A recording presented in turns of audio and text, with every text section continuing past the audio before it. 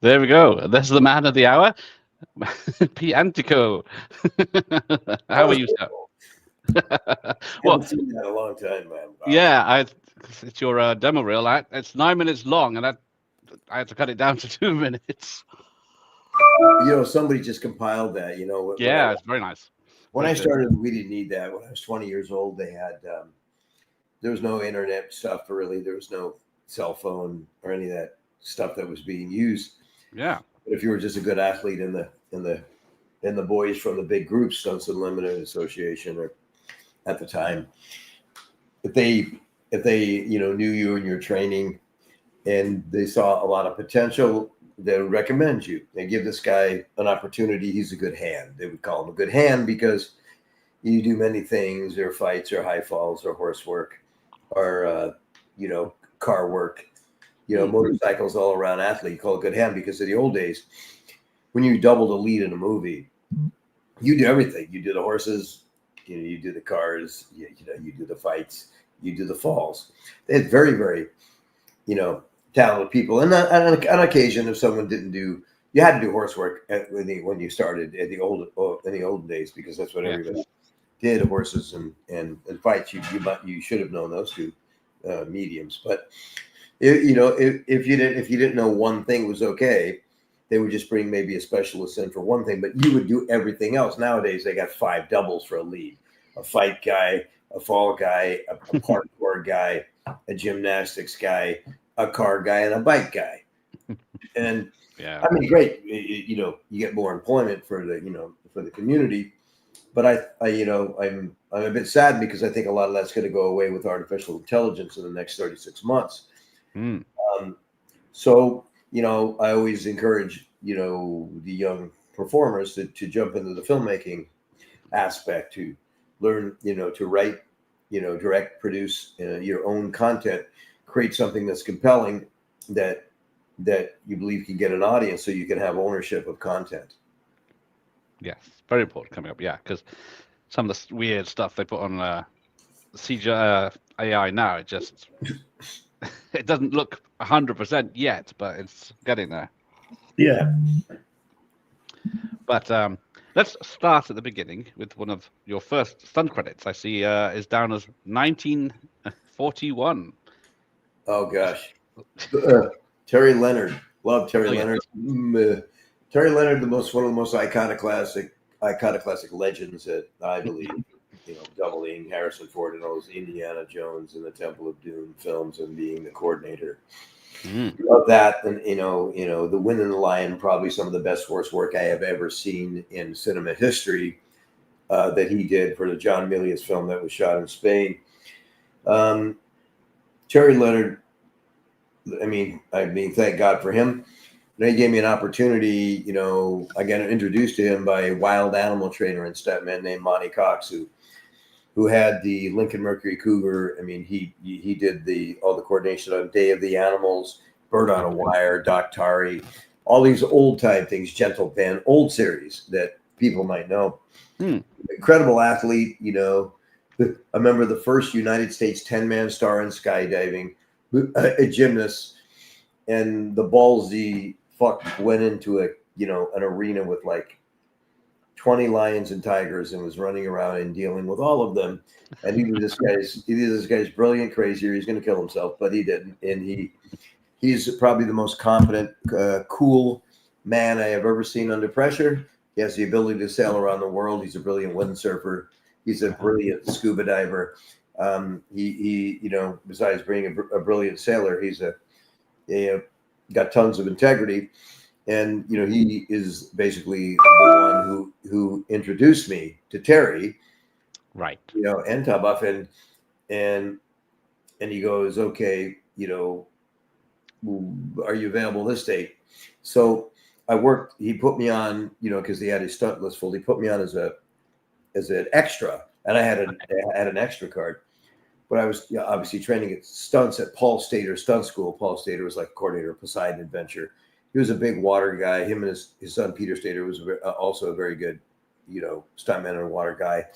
And, Paul was very, very prominent, like in films like The Great Race with Tony Curtis and Jack. All right. Yeah, so Me, a lot of them, Mick Rogers was there. I mean, so many stunt guys that were like prevalent that really had their careers up, went to Paul Stater Stunt School in Santa Monica. We used to do high falls through the roof, boom, and a big ladder, stick it all the way up 15 feet above the roof and fall through a skylight onto a porta pit. And you can only go about 22 feet there. I mean, that's all. Okay. But we thought at that time, there was no, to a crash, but that was pretty good. It was like, wow. I first walked there. Ooh, man, you must be great. You can do 22 feet, and onto a pad. But got a lot of education there to do. Then all of a sudden, all the training back then was at a gentleman, circus guy named Bob Yurkis' house as well. So we went to his house. He was a circus guy, trapeze and air rams, and we would trampoline. So you would, train your body awareness. And I learned how to high fall from a gentleman named Victor Huntsberger. It was an old name. He passed away doing a fall on a show. It was a little accident. He was a kind soul, a brilliant circus guy, just a gem of a human being with a heart of gold. And we used to have to climb up 32 feet on this little triangle perch with a little pole, turn around like very carefully, then fall backwards and forwards. I mean, we had to, actually, do a lot of, pretty systematic training, with some very good people. And what I loved about the people I worked out with is everybody had a passion for it. They all weren't like, I just want to make money. But money is motivator. They actually loved, performing action was like being a professional athlete in a way, because you're putting your body at risk. I mean, football players, high collision sport, my friend. But there's a collision if you hit the ground from 30 feet, my friend, and you miss a bag. I mean, or go through windows or get hit by cars. That's a collision sport.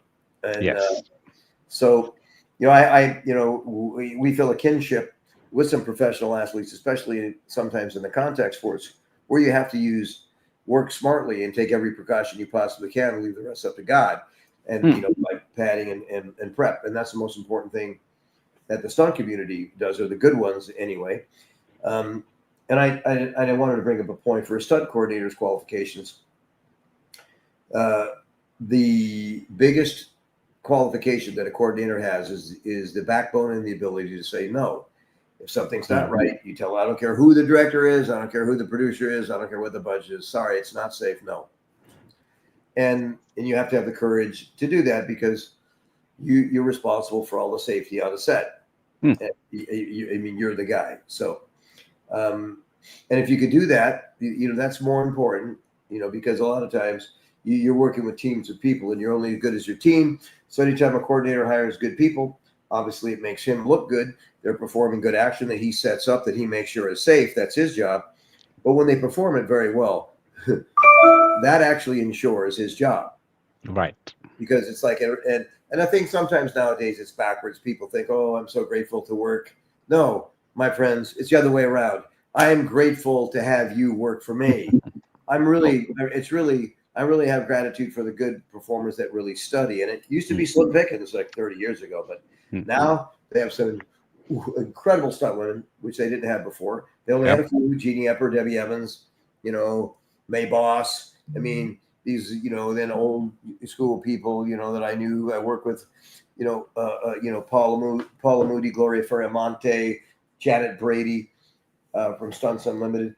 And if I'm, forgetting anyone, forgive me, but there was only, a few. Nowadays, they've really come up and up the game.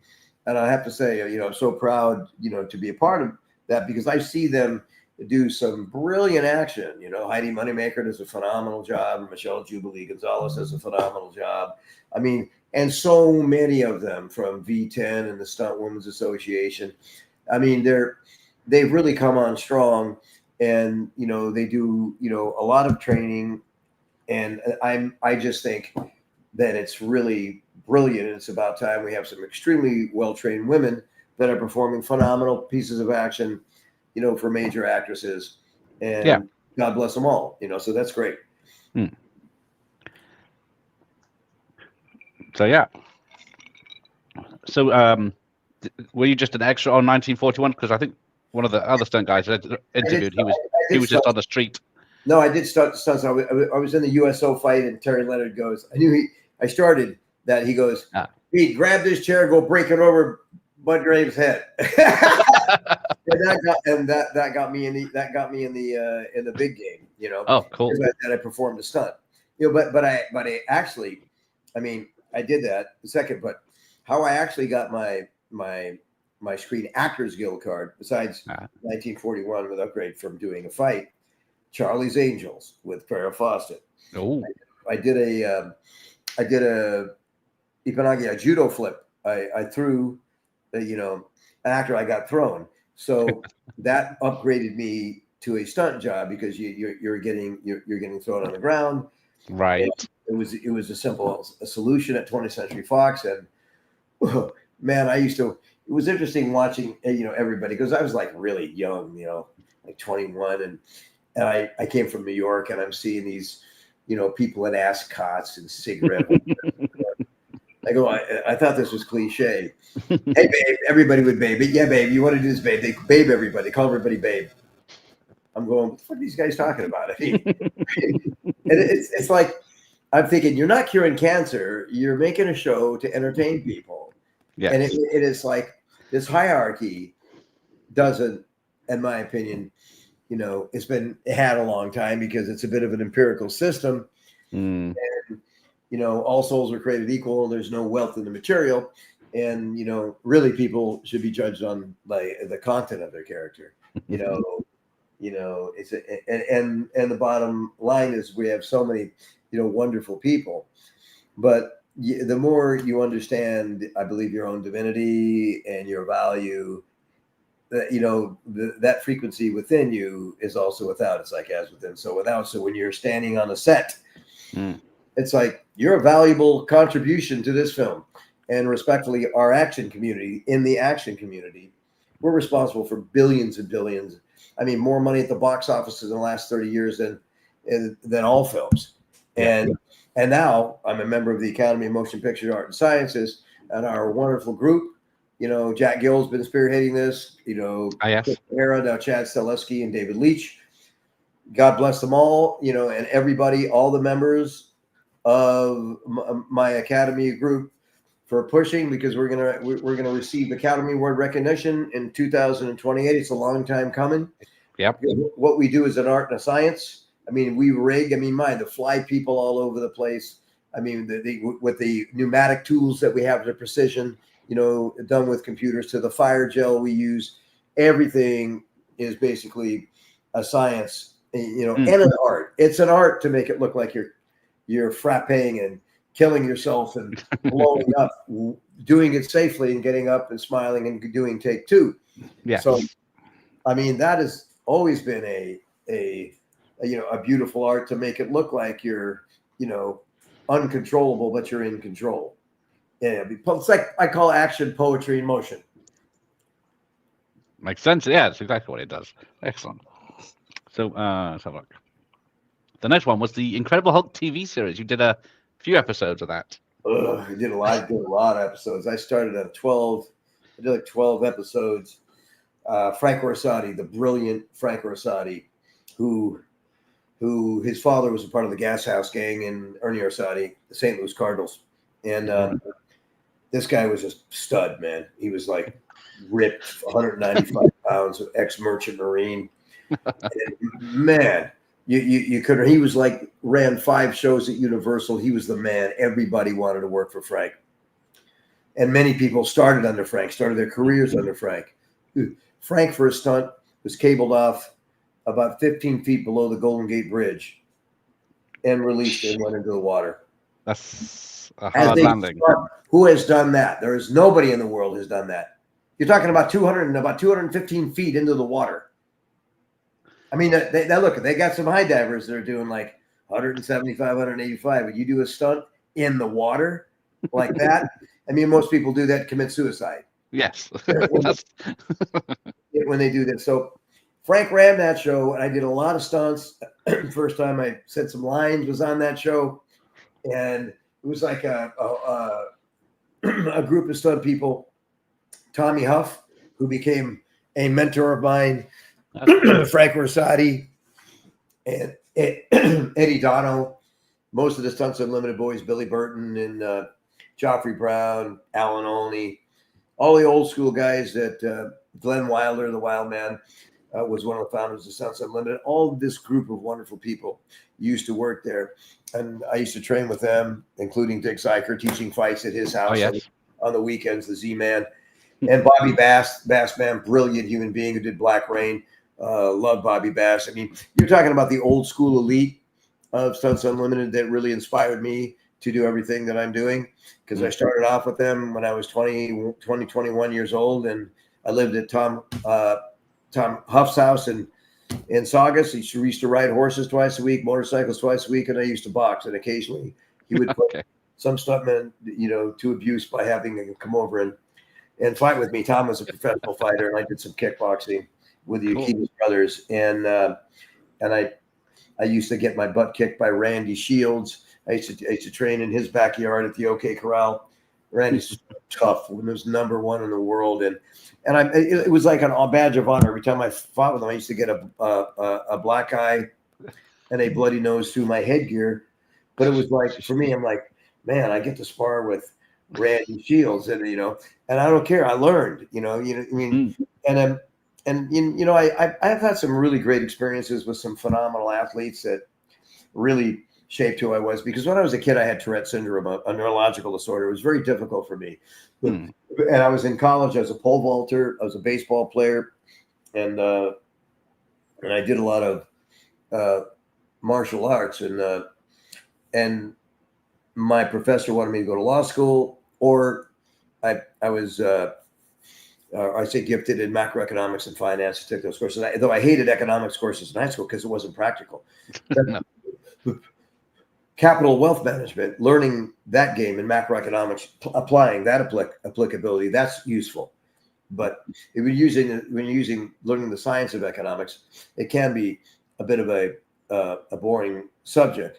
But when you're learning, geopolitics, how they affect, a capital investment, and what the trends are in the newest techs, what the laws are, how the laws are being made in other countries, which will support certain businesses. You have to look at the big picture. And then, like Ray Dalio says, you have to look at everything cyclically, even going back up to 500 years back. You're looking at this is research. Anybody that does this understands it's research. So if somebody is looking at a prognosis today, a $37 trillion deficit that increases $1 trillion every 90 days. Well, how is that going to fare? And you have a bond market crisis, you have a credit crisis, and you have a commercial real estate crisis where all these loans are becoming due and payable for regional banks this year and next year. So, I mean, you go out if you go out to dinner now, it would cost two people like $130, where it used to cost $60. Yes. Anybody can see that that's inflation. And if you run it against gold, silver, energy, oil, lean hogs, cotton, milk, eggs, heating oil, gasoline, that's what you do. You run it across the whole gamut, and it's a lot higher than 2%. It's double digits. So, these things that most people don't understand, and because like the quote for the El Presidente FDR was, banks are more dangerous than standing armies. And because if the public really knew what they do, they'd be riding in the streets. Now back to the stunt business. I'm running for Secretary Treasurer. This is a little financial information that I'm pointing out, because most actors don't understand finance. I'm a bit of an anomaly and wonk because, I had obsessive compulsive disorder as a kid. And when I dove into the financial markets, I would just exhaust myself over and over and over again until I got it. Right. And then, I've appeared on the Rich Dad, Poor Dad podcast with Robert Kiyosaki, Andrew Maguire's The Vault, or the Kaiser Report with Max Kaiser, the gentleman who brought the Bitcoin standard to El Salvador, who was in my documentary. I directed a documentary called The Paradigm of Money with Oliver Stone's son. And that's I recut it, and that's coming out, pretty quick. I also produced the Ronda Rousey story for Lionsgate and Netflix, which, was on the top 10 for 3 years. And I recently I'm co-producing the Robert F. Kennedy Jr.'s documentary with Oliver Stone. And his son, Sean, who is directing. So moving moving in, from action into filmmaking, which I suggest because of the current marketplace lends to that, because there's only 18% or 19% employment now opportunities in Los Angeles. And what they're doing incorrectly is Gavin Newsom. And Gavin, if you're listening, please pay attention, because the tax credit that you brought up from to whatever 300 million to 750 million is only on below the line talent. It's not on the total spend, which is above the line and below the line, which means writers, producers, directors, and actors are above the line, and the crew's below the line. Right. All the other states, or Kentucky, Jersey, Atlanta, New Mexico, their tax credits or rebates are based upon the total spend.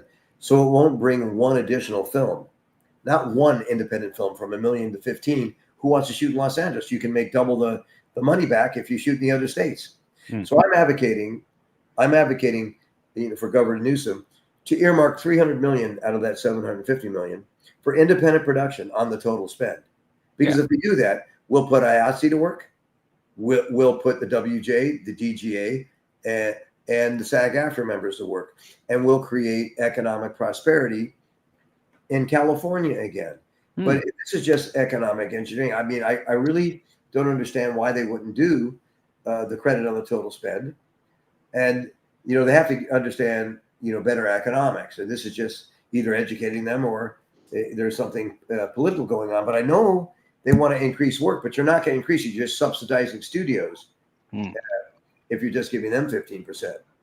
So the process of the new stunt coordinator really being educated because of the times, you also need to understand marketing and business, because it used to be, I used to go, Pete, recommend Pete for the Hulk. Great. Oh, I love Pete. Pete, let's recommend him to Starsky and Hutch. Let's recommend him to Lethal Weapon, to this film. The coordinators, the people would recommend you, and sometimes you'd go visit a set when you go, hi, my name's Glenn Wilder, referred me to you. Oh, Glenn referred you. Good enough for me. When you got referred from the right person, it was like gold. Nowadays, send me your reels, and they go, oh, man. And it's like, when you look at reels, you can see what the athletic ability is. You don't know the character of the person, and you don't know how they stand up under pressure, depending on the reel. Some of those reels, some of those reels I've seen have some incredible athletic ability, and I'm like, wow. I mean, wow. I look at some of the stuff some of the skills that some of these young performers have with their bodies, and it's incredible. Obviously, it takes training for motorcycle and cars. You're not going to get that way unless you do it. Right. Unless you get trained to do it. That's a different ball game.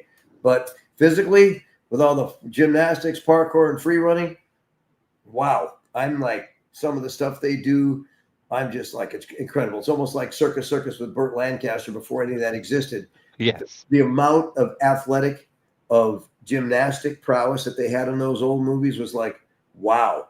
When I look at those old movies, and I advise, I'm a student of film. I mean, look at old movies. Look at Citizen Kane. Look at Blackboard Jungle. Look, Taking of Pelham 1, 2, 3. I mean, Citizen Kane is obviously a classic that everybody should watch. Or The Bold, the Bad, and the Beautiful. I mean, if you're looking at all these old films, Taras Bulba with Yul Brynner. I mean, there are so many brilliant films that you could study, because the camera didn't move very much then. People would be walking through the frame, and nowadays cameras pan, tilt, move, dolly. It's a different medium. They used to walk in or watch Cyrano de Bergerac, Jose Ferrer, brilliant. I mean, watch the 8 pages of dialogue they do seamlessly right here. I mean, and then the action way back when, in the Errol Flynn days. Jocko Mahoney, another old stuntman, brilliant. Jocko Mahoney, who did all of the swashbuckler films. I mean, at that time, those stunt people, didn't get, a lot of recognition. They had a lot of Gene Autry films. All the cowboys came into play, and then until Hal Needham came in and brought respect into the stunt community. Oh, yes. Damn. Because Hal, I first met him at Tom Huff's house, lean, cowboy shirt, hat, jeans, big flared bell bottoms, Stunts Unlimited flames on both sides. Nice. With a Stunts Unlimited belt buckle. That was Hal. I always ask the stuntmen about Hooper and how that affected them back in the day. Oh man, when I saw that movie, Buddy Joe Hooker was like an idol. And Joe Hooker's a friend of mine, good friend of mine. Okay. He's a phenomenal human being. And look, he's very inspirational. The kind of action that he used to do was like, man, he was so good. And respectfully, the whole group of Stunts Unlimited, and not just Joe Hooker, were phenomenal at what they did. But, Buddy Joe Hooker had a flair about him and was so, he was so colorful and so great to watch do action because, man, he did some shit that was really difficult and going, oh, man, please make that. It's, he jumps a motorcycle over a helicopter blade. And he does all kinds of stuff, But everybody, Tom Huff driving trucks, Bass, the original Walter Wyatt. Old, professional cowboys. The same thing, with the gentleman that I've mentioned, Steve Chambers, Billy Burton, Benny Moore, Joffrey Brown was an ex-professional baseball player.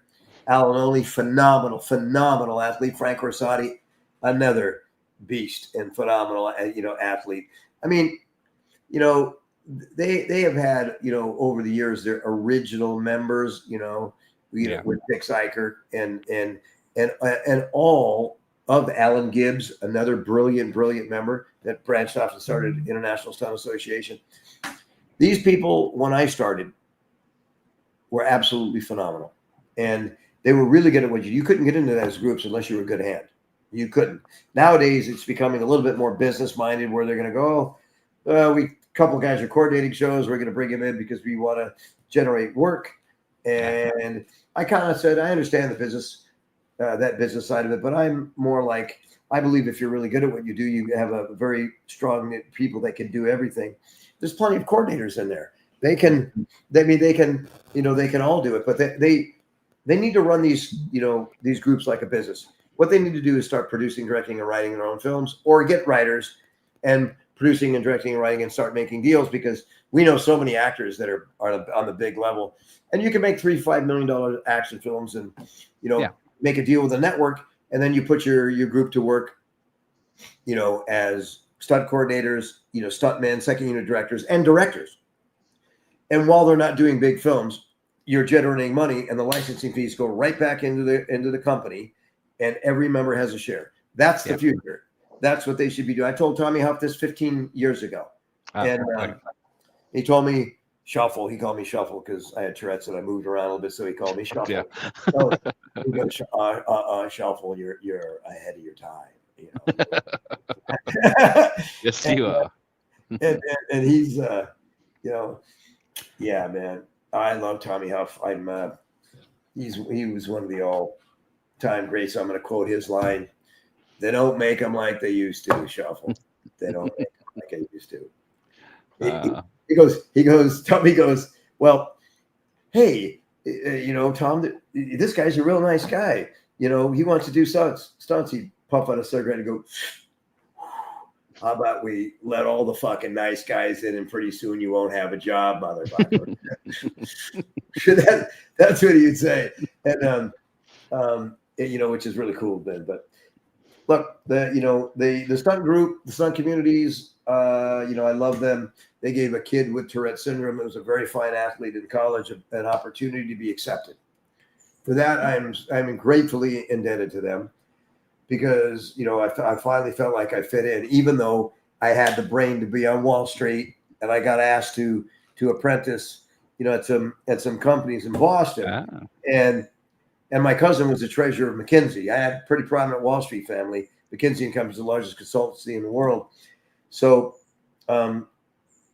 but I kind of got my physicality out by crashing through things, because the Tourette's early on was hard for me to control, and I could hide it by go, ooh, boom, crash, and I go, what are you doing? Oh, I would just mask everything by the more physical I got, they would just go, no, you just, I used to tell them I was hyperactive until I did an Entertainment Tonight show stating that I I came out of the neurological closet and said I have Tourette syndrome. Okay.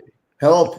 And because I was tired of saying it, because people used to accuse me of being on cocaine and all these other things. Right. Yeah. But I'm really grateful because I got in my career to double Sylvester Stallone in a movie like Tango and Cash.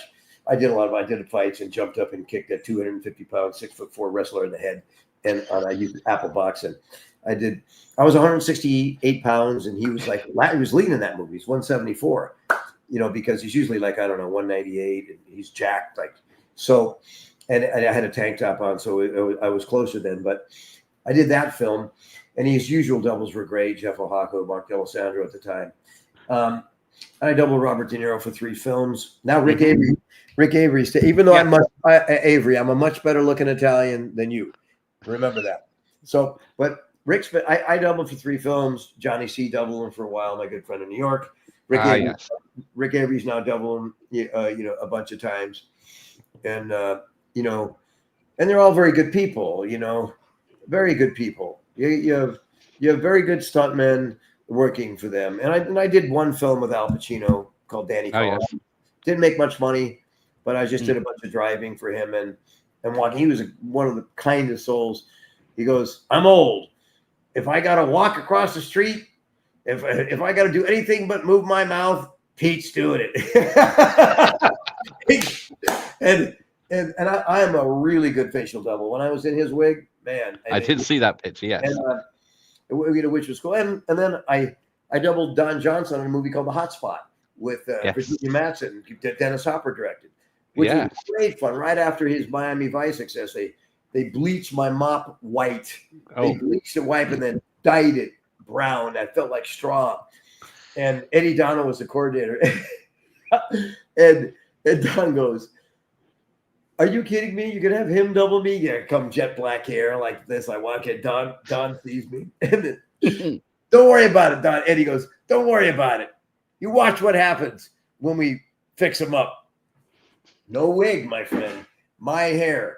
They bleached it white, and his hair guys made it the exact color of DJ's. The tan on, with the suit on. I walked out in his suit. And and he was like, what? He goes, not bad. All right. And, I did a big fight for him. I actually fought Monty Cox, the guy that got me in the business. He was doubling William Sadler. Badass fight. Knock down, drag out, boom. Physicality, really physical. The way fights should have been done realistically with cause and effect. The character, you only fight, you only do action to fit the character of the film and the setting that you're in. Because you wouldn't do, if you're in a Western, you're not going to do a Hong Kong spin. Oh, someone kicks you. Okay, that doesn't make sense. Or car's not going to roll out of nowhere for no reason. There's got to be a cause for it. And that's one thing that a coordinator's job or someone's job is to adapt the mannerisms of who you're doubling and understand that you put interaction for that person that actually fits his character, fits the way they would walk, the way they would fight. And then you become invisible because stuntmen's job are really become invisible. So you don't know they exist, but it looks like that actor's kicking some serious ass. So that's the way it works. So that brings me to FX, Murder by Illusion, where about the Hollywood special effects. Oh God, Bud Davis, FX coordinated that film. I rode on the hood of a car. The car hits and cars did reverse 180s with me flying off. In that film, that's an old film you bring up. Wow. Well, we're starting with the old ones, yes. Pardon me? We're starting with the old ones. I got it. But if you like that one, you'll love. Sorry, wrong way. The Money Pit, of course. Oh God. Tom Hanks. Before he was Tom Hanks, he was bosom buddies. Scott Wilder was doubling Tom. Charlie Pacherny was coordinating. We had a crew from LA and New York. Wonderful group of people. I had one of the most fun. We laughed so hard on that movie. We just had all the scaffolding, all the accidents that happened around the house we performed. And Tom Hanks couldn't have been a nicer human being.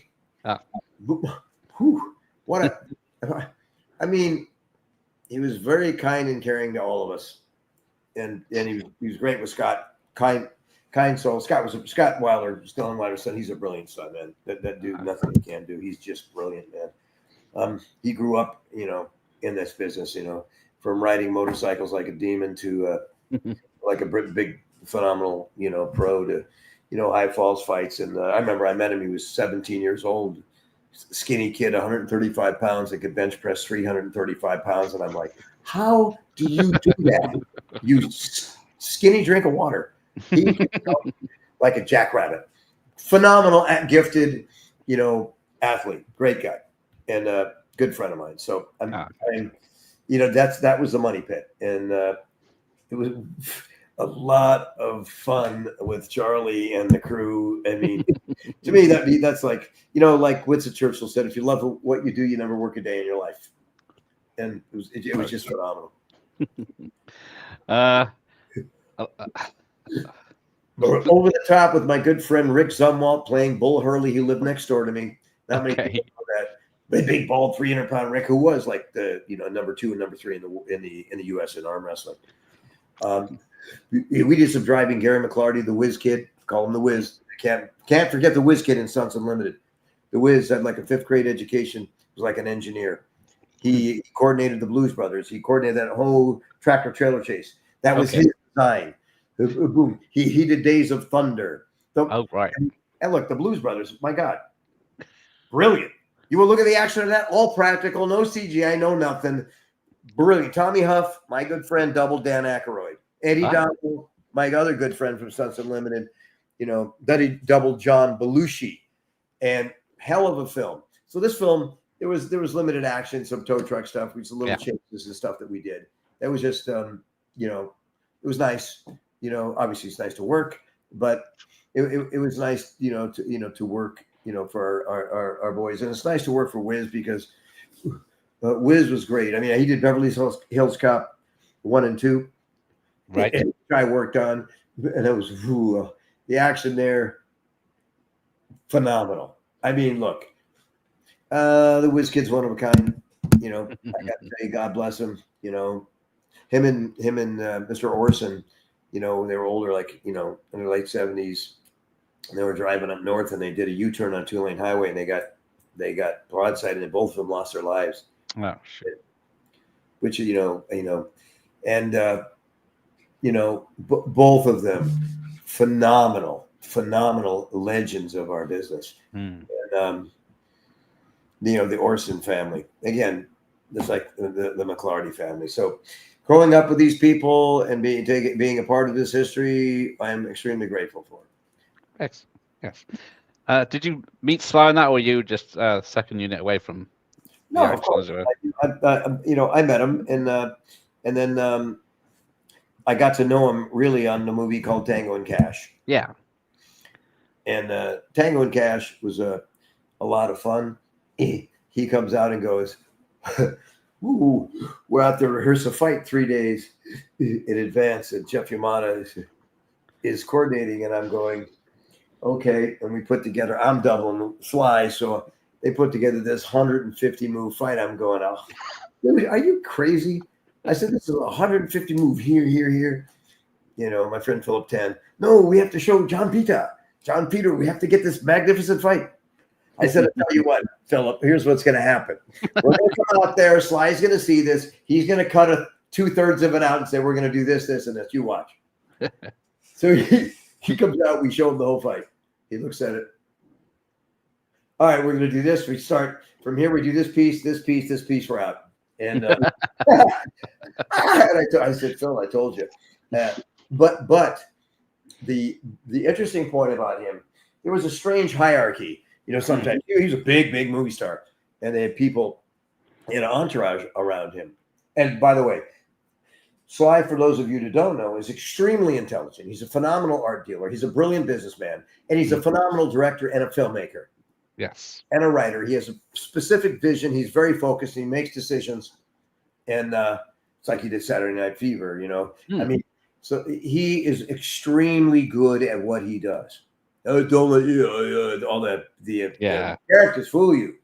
I mean, he is extremely intelligent, and it's really great to learn by paying attention to what he does, especially, when you're framing up shots. So we had a thing where there was a fight. We were playing this kind of a training video that we were shooting, this kind of tactical training thing that I was doubling him. And they were like, "Oh, you have to talk to him." And then they talked to Sly. I said, "I'm not doing that." And and so they do this take, and the camera, I mean, the actor, when they were doing it, they weren't placed in the right position, and there was a complete miss for the punch. So I stopped and I said, "It's a miss. You got to do it again. You have to start. You're getting stuck. You have to move over here." And I showed him where to move. I walked out, and everybody's like, like that, and I walked right out and said, "You got to move right here so it'll work. You go look at the monitor." So he looks at the monitor, didn't say a word. He goes, "Do it again." He walked back up, and he moved. They made an adjustment, and he did it again. And he looks at me, and I go, "Perfect." And he comes back, looks at the monitor, move on. That got me his respect, because I wasn't afraid to speak up. Yeah. Because I want things to work, phenomenally well. I mean, I want them to succeed. The better he looks, the better I do, the better he looks, the better for the film. And I'm not supposed to. I'm just a shadow. If I'm doubling him to do something, he makes him look good. There's no ego on my part. I want to remain invisible. I'm humble. I do my job. I don't get anybody's way. And there's some people that get high on their horse. Don't do that. Don't do that. When you do that, they're getting paid big dollars because they sell tickets. Now, I'm as a stunt player, I'm humble.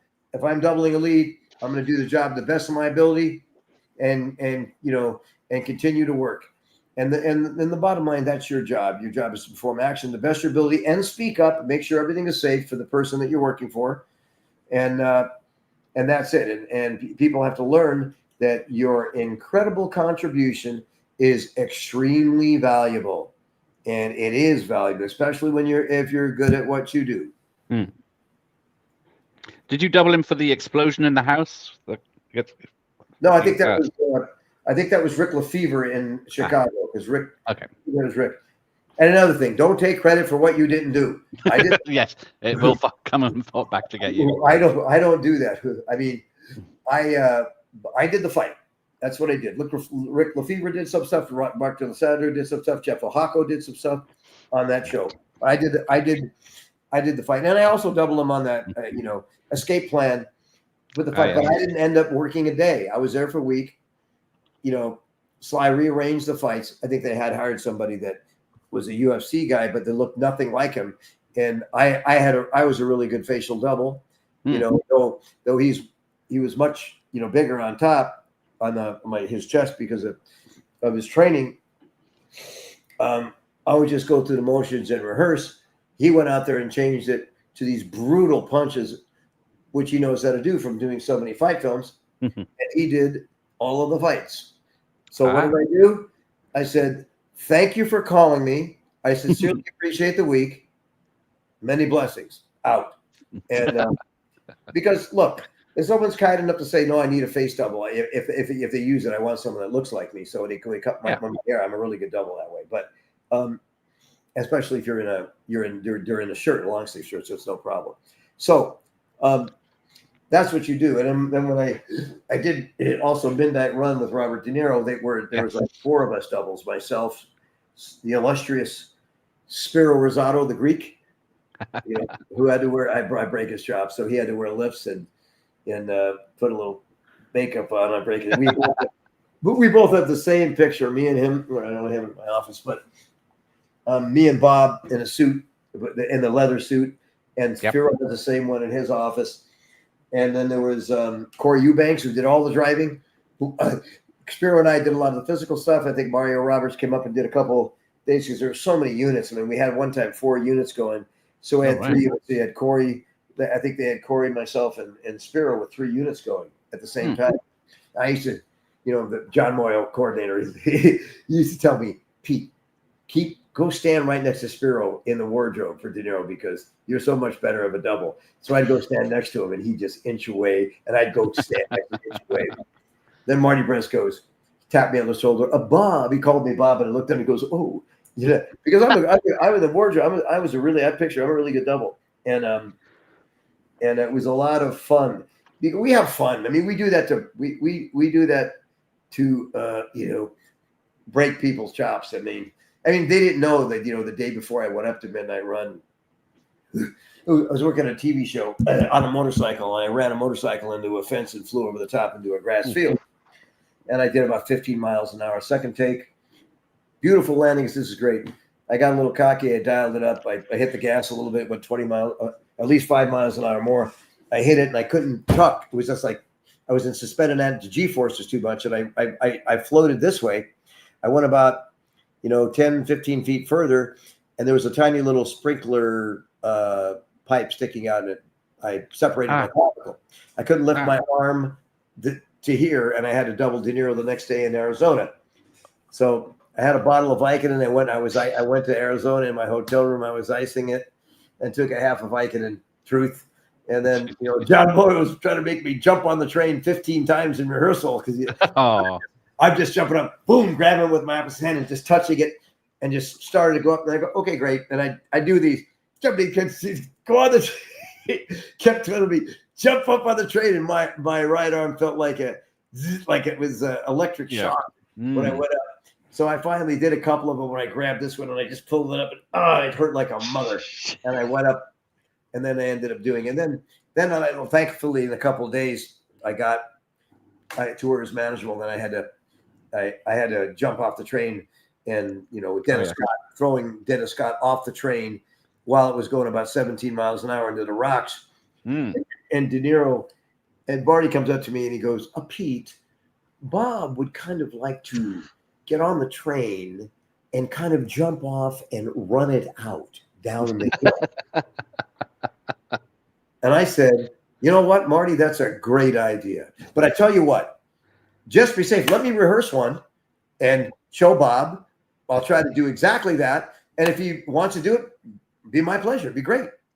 And everybody knew. So I had, it was like these little lava rocks. I had hard elbow pad, leather jacket, big jeans on, hard knee pads, shin guards, a hard leather back pad on and hard pad because this is hard ground. It's not like nothing soft.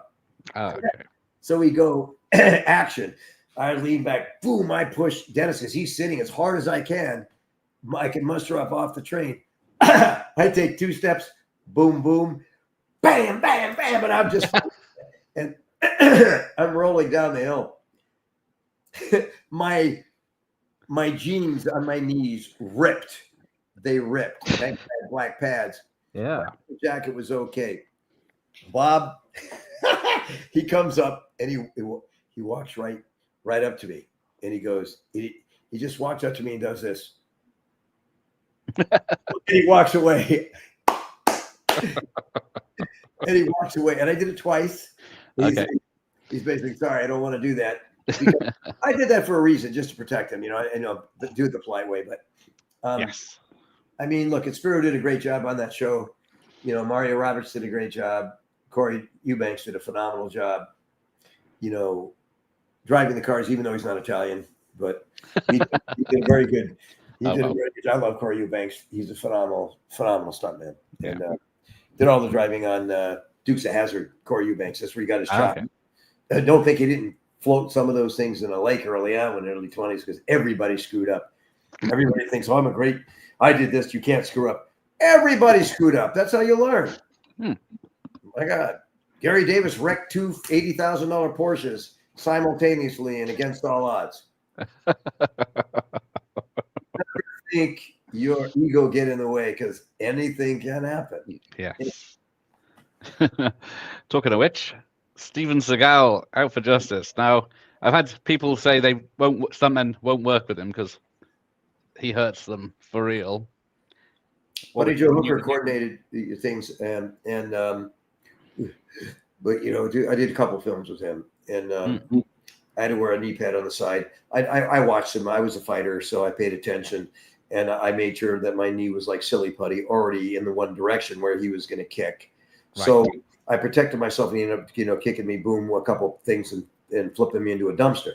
So That I did, and then the other one was I played Italian a mobster, and had a shotgun, and then you can see in the scene he attacks me, and you played in that reel. Yeah. And then she spins me around through the plate glass window and shoots me.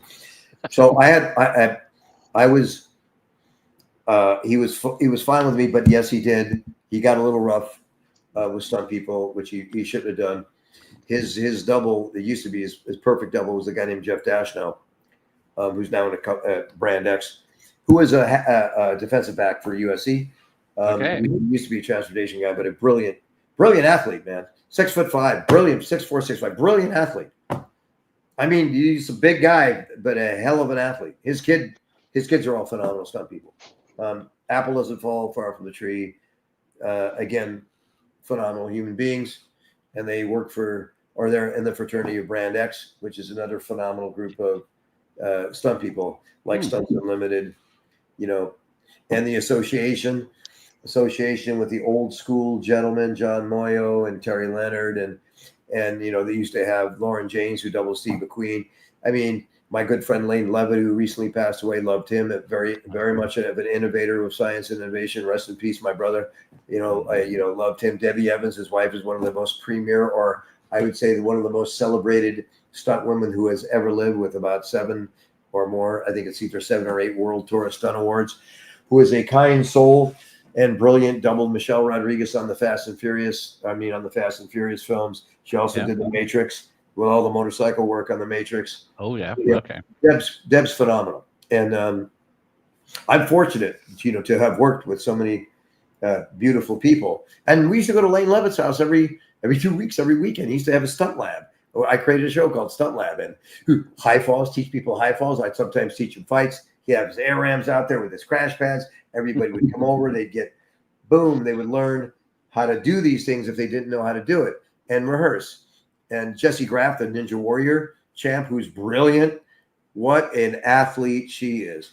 I'm pissed off because she can do more pull-ups than me. And I used to do 24. I think she got 27. I'm like, okay, but really phenomenal athlete. And then, and there's another one of those stunt women that are brilliant. Jessie, Wonder Woman, did a lot of doubling on that particular series. Oh yeah. But and a phenomenal attitude. She built up climbing walls in her house. You can't go up the stairs without you climb without using the stairs. You have to climb. She has a little gym, pull-up bar. I mean, she's like someone who absolutely is like a kid in a candy store and has so much passion for what she does that it's contagious. And I say this because I love my business. I mean, it's great fun. It's a shame that there's not enough work now because of all these polluted strikes that we've had, and in my opinion, the very poor leadership that should be changed at SAG-AFTRA in this next vote. So vote for me, Pete Antico for Secretary Treasurer, and Chuck Slavin for President. Sean Astin, who's running against us, doesn't have the backbone to debate anyone. And the reason he blocked us on X because we keep outing his voting record. And the bottom line is that civilly outing, but it's a total act of cowardice. How are you going to lead a union if you can't even debate on the merits of your previous actions? This isn't a fraternity or a sorority. It's a business. And the issue, the last thing I'll say about SAG-AFTRA, with the union I love, is that people usually vote popularity. Like, oh, I loved you in this movie. You were really good in Lord of the Rings, so therefore I'm going to vote for you for president. Well, that logic is idiotic and ignorant, because would you also hire him to operate on your heart or to manage your money because he's done a show? I mean, you really want the best qualified, someone that understands, economics, capital investment, labor law, and someone that has the spine and the backbone to stand up for the members' best interest, which has been lacking in our union for a long time. Excellent. I got a question here from Michael Myers. Who hit harder, Seagal or Van Damme? I just fought both of them. Well, look, Van Damme's, a very, very fine athlete. I have to tell you, he moves like a ballerina, meaning he's got phenomenal body control. As Steven is much bigger and heavy-handed, Steven Seagal hits harder. I mean, it's different. Jean-Claude Van Damme is more athletic, right, for sure. And Steven Seagal, is heavy-handed and much more, I'd say practical in a street fight, because a lot of the things he does are brutal. Though John Claude would be effective to any person, because he's got very strong legs. He's got very strong legs. Yeah. And I think both have their attributes and in their deficits, like anybody, like I do, like everyone does. It'd be tough for any of them to fight Gene LaBelle. They'd be, forget about it. Their arms would be out of their sockets in about 8 to 10 seconds. Or you have real fighters, people the early guys like Benny the Jet Urquidez, which is a complete phenomenon beast, and one of the most brilliant kickboxers, in my opinion, of all time. And then obviously you can go, if you go to the kickboxing world, or the Muay Thai world. Oh my God, there are some Rob Kamen, or they have the other people that were just watching them. I wouldn't want to just get kicked by them. Even if you leg check them, it's like they're so trained for pain and have such powerful kicks. People don't understand that. But I think the martial art world has always been interesting. That they had Chuck Norris, who was great. It was great fun. Who actually can fight. Who is a very athletic, very very very athletic. Iconoclastic. He did very well, and he was one of the kindest souls. I worked on Walker, Texas Ranger. Chuck knows what he does. He knows his abilities as an actor. He is kind to everyone. He is not full of himself. He is a gracious, humble human being. And I love working with him. He was just lovely. And my friends directed a lot of these other films, Delta Force, old Chuck Norris movies, which were a lot of fun, to do. Because we loved it. We were a whole martial arts community, and James Liu, Stuntman, Lambert, all the people that did, a lot of martial arts, Mike Vendrell, in our community. We had a ball. We had a lot of really good people, so we'd all work on these films, and it would be great fun for us to work together, because a lot of us used to train. It's fight. So it was a good community. So I also appreciated that at the beginning of my career. Yeah, excellent. Josh has said he worked on some of his all-time favorite movies, some of which we'll get to as well, if there's time. But yeah, how does he beat nerves before a big stunt? I think it's healthy to have fear, as long as fear doesn't have you. And the best remedy for this is training and rehearsal. Because if I'm going to go do a 60 or 70 foot high fall, I'm going to go out and rehearse a couple days before at 40, 50 feet. I'm going to do 2 or 3 of them. And I might climb up and do a 60 footer dialed in. Time I get on the set, all right, great. So I'm very confident, and I jump in and I focus and I execute.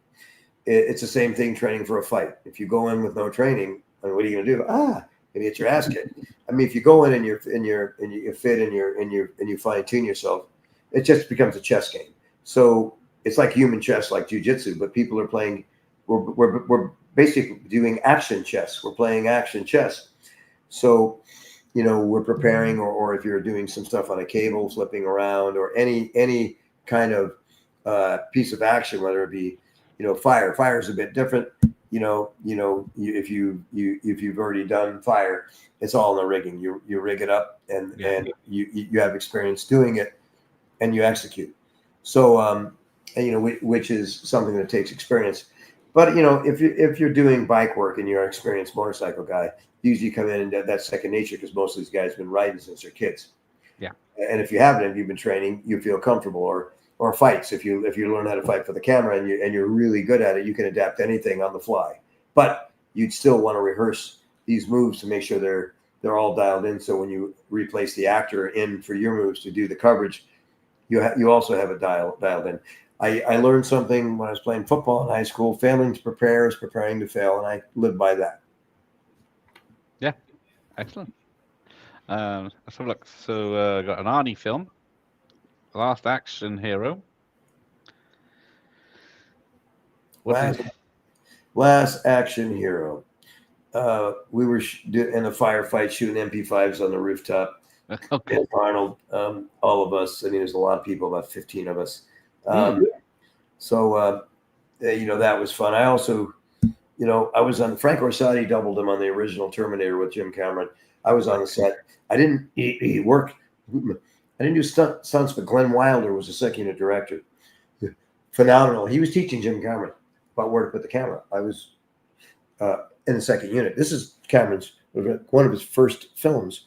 Yeah. So Glenn would teach him by the action. You should have the action coming toward the camera. He would set them. He would tell them why. Wilder was great, but and Frank doubled him, running over the cars, lit on fire with a shotgun and a long coat, and so Frank was a double, and Glenn was very gracious. We got pissed at Cameron several times, and he said he got mad. But I think he said, if you put my name on this movie as second unit director, I'm going to kill you or something similar like that. It was just funny because Cameron, I think Glenn Wilder was one of the only second unit directors he respected because Glenn told him the truth. He told him the truth. I mean, that film was iconoclastic. The first film, $3 million budget. Yeah. And came and all the way through all of these films to a franchise today. And my friend John Milius, who I worked with for 15 years, started him in Conan the Barbarian, who he wrote and directed. And, Milius was a mentor for me as a writer. And I love John Milius. John Milius, I've read all of his scripts. I learned more about writing from him than I did at UCLA when I went to the night school there, and finished. But I went, and I thought UCLA was extremely well suited, and the kind of lit they teach you with screenwriting is very, very effective.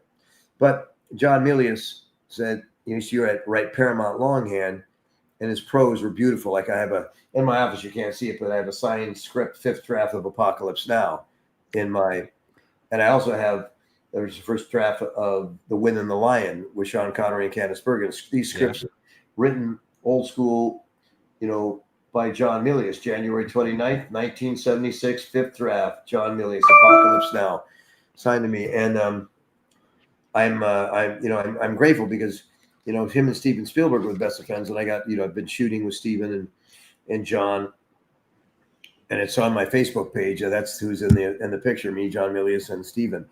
And Steven, brilliant director, man. I have to say, man, I've never seen a human being more prepared than him. He would teach me. He said, I watched him. He storyboards every scene.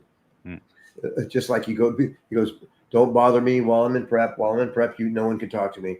He boards every shot, and he goes over with his DP, his production designer, everything. He goes, once that's done, Pete, the movie shoots itself. I can talk to the actors, have a fun time, ride my motorcycle, and when I get my shots, if I want to shoot something extra creatively, if I have an idea, I have the time because, if you prepare a film correctly, then it will shoot itself, and you have time to relate to the performances of actors. Where many times directors are just shooting films and they're all high in the tech, they look at the performance, but a lot of them that don't know what actors do, it's more mechanical. But the best directors, I think, are ones that have training in acting that really understand that, because then they can really, relate, to telling the truth in imaginary circumstances. They can really relate to listening and responding, and they understand the motivations of the characters in their film and how to develop a character in a story. So these things stunt people should learn. I know that this is not like the normal stunt person that will say that, but when you learn that, the deeper understanding you have of the film, the more valuable you are, because you can communicate with a director at a much different level, a much more advanced level, and they'll respect that. Because Glenn Wilder, he was very literate, very literate, a lot of college, extremely intelligent, and he should have had a big directing career. He started, but I don't know why he did one film. I don't know why that didn't happen, but he should have, because he had a brilliant mind, as did Dick Zeicher, who very well-read people, very well invested people. You know, there's some stuntmen that I know they're very anomalous. They're just beautiful, you know, people. You know, Z-Man and the Wiz. I mean, I had a ball with him. And Billy Burton. First time I was on his fall, I learned how to fall a horse on a famous horse called Custer. Billy Burton's falling horse was Custer. Everybody knew who it was, and I learned how to do that in a wash up by his house. And I was eternally grateful for all the people, you know, from Stunts Unlimited. That's why I wear this hat, because I got trained by those gentlemen. Yep. I appreciate it. And equally, you know, the old school Terry Leonard, which has been an immense role model, you know, for me and so many others. He bought more people houses with the amount of work he gave them, you know, than almost anyone. And then obviously people like, you know, Frank Orsatti, you know, my friend John Moyo, who has been, you know, a real champion, you know, for me in many ways. He's the one that gave me a break on the Midnight Run, because at first they didn't pick me. They picked Spiro. And I said, why did you pick a Greek over an Italian? That's a really good. I love it. You know, let me tell you something. Spiro's a hell of a stuntman. We were in competition when young. He's a hell of a stuntman. He's really good physically. He did all those PM movies with 8 cameras. He put him in there and all this action. That's where he got his chops. He does the same thing today. He's one of the most successful second unit directors in the world. And he does a brilliant job. Andy Gill, my friend, is a coordinator. I knew him since he was a bar back at Victoria's Station up at Universal in the Tower when I was 20. And that just goes to show to accept, you know, Jack Gill, another extremely successful and brilliant stuntman personally. These people are very, very good at action. And they don't talk about it. I mean, they're coordinating now, but respectfully, when they did it, they were, you know, both of them are hell of stunt people. Phenomenal. Or heaven of stunt people. Let me give it a higher frequency. They're phenomenal. Yes. They're really good. Yeah, I've interviewed Jack Gill, and Andy Gill is probably later this year. He's filming in Spain or something, I think, at the moment. Andy's a kind soul. Both of them had professional, like, motorcycle backgrounds. And they're I mean, I like them both. I mean, they're both very good. Look, everybody, some men all have different personalities, and a lot of them have egos. They run up and down, but they're all up to the same thing. And I'm praying for the day when they all just recognize that the talent that they have, there's no competition. Who cares if someone makes another 50 grand? Everyone should be treated kindly, and continue to give an opportunity. Pull your friends up higher with you, and create an atmosphere of unity where there's no jealousy, where everyone pulls each other up, and you create an atmosphere of a lot more abundance. And you know, from my experience, because there's a lot of, you know, group politics, like there isn't anything, like there's any business. It's just, I mean, I've seen it, you know, for the last, you know, since I'm 19, a kid. So, yeah. All right. So what, we'll do one more, and then we'll let you enjoy the rest of your day. The Rock. Another Connery, because you did Highlander 2 with Connery. Oh, yeah. The Rock. Okay. Andy Gill. Andy Gill was blind driving a trolley car, sitting way down in it. Me and Steve Pacherny were on the end. I mean, that car goes off, supposed to be sliding down the hill. It turns a little bit. We go flying off the car, rolling on the pavement. They put it in one of the. I still have it. They put it in a magazine of the action, real time. I mean, when they did it on action, we're off that car, not on our feet. We're off that car. We go off that car like sideways, and we're rolling, you know, on the ground down the hill. Those stunts, that's what stunt people, like a lot of them do, not just the easy stuff. Those wrecks, and people should be paid for those wrecks. You know, all of them should be paid for those wrecks, because it takes a toll on your body. And he was driving that Jack. Well, he was driving a lead car and driving it with such precision. I think it was the first time I really saw Jack, you know, drive, you know, around all these hills and corners that were so profoundly controlled. You know, that's it. You know, with him and Henry Kinsey, Frank Orsatti, Glenn. I mean, I've seen some really good precision stunt driving, but that was some of that particular show was some of the most controlled that I've ever seen. And I was saying, my God, this Jack sure has a command of that field, because it was phenomenal. We did a lot of crashes.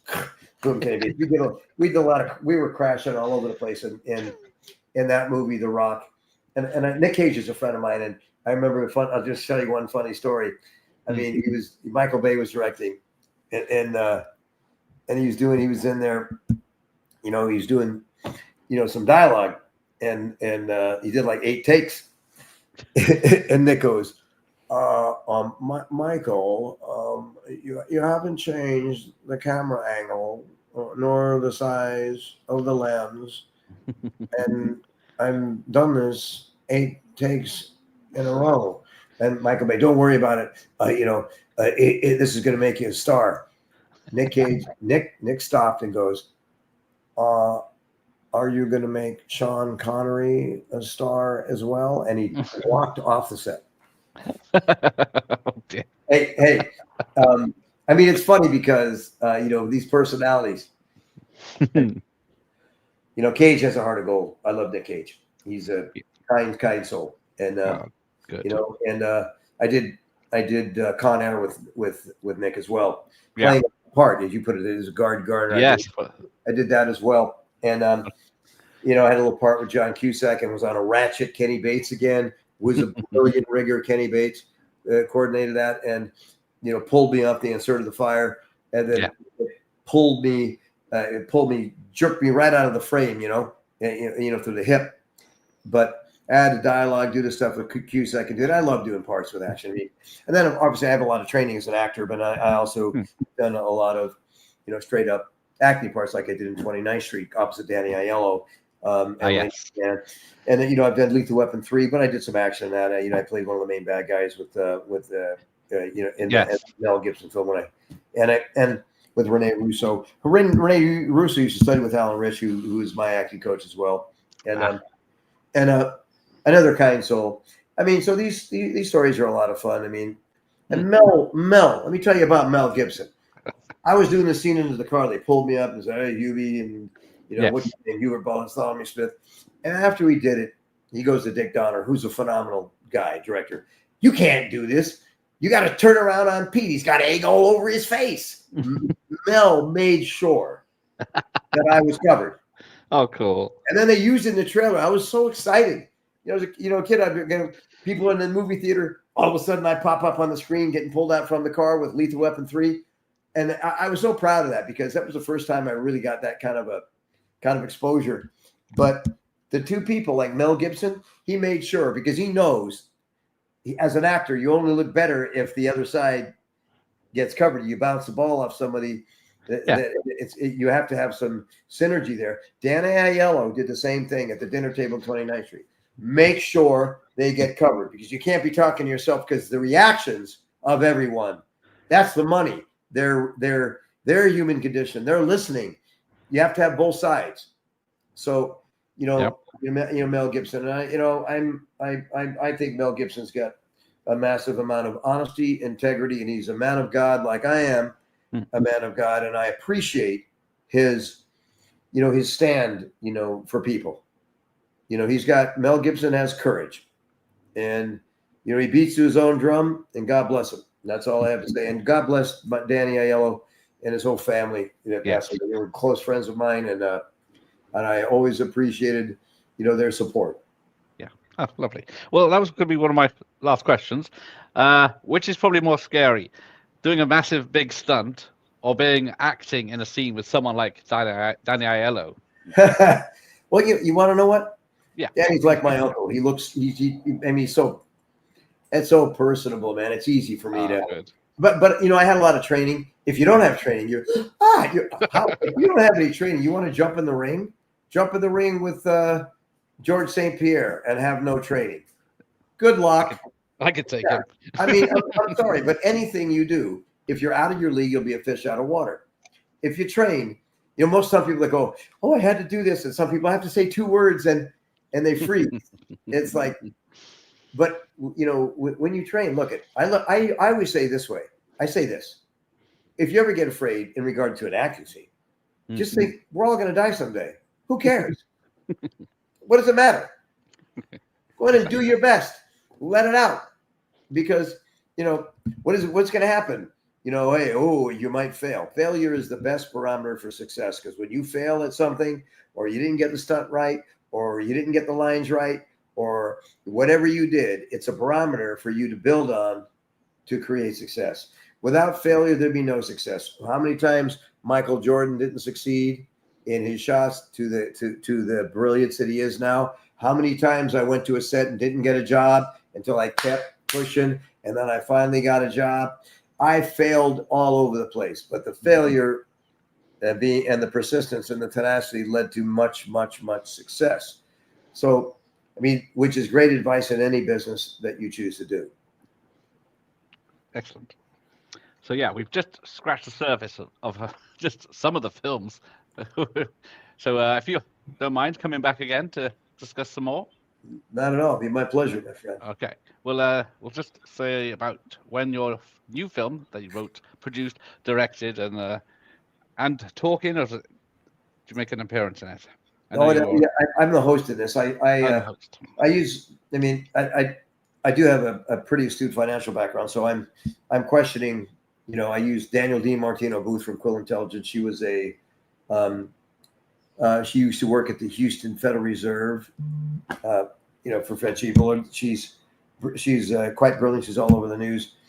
Jim Ricards, who is an advisor, he was an advisor to the Fed. He was an advisor to the government. He's an ex-attorney, a financial guy, wrote 3 best-selling books. He's all over.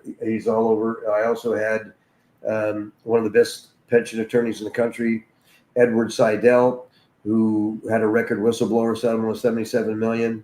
He sued Rhode Island's pension plan for doxing the pension benefactors an extra few percent and giving it to Wall Street as fees. He was brilliant. Max Kaiser, again, who brought Bitcoin to El Salvador, one of the top 2 Bitcoin guys in the world, along with Michael Saylor.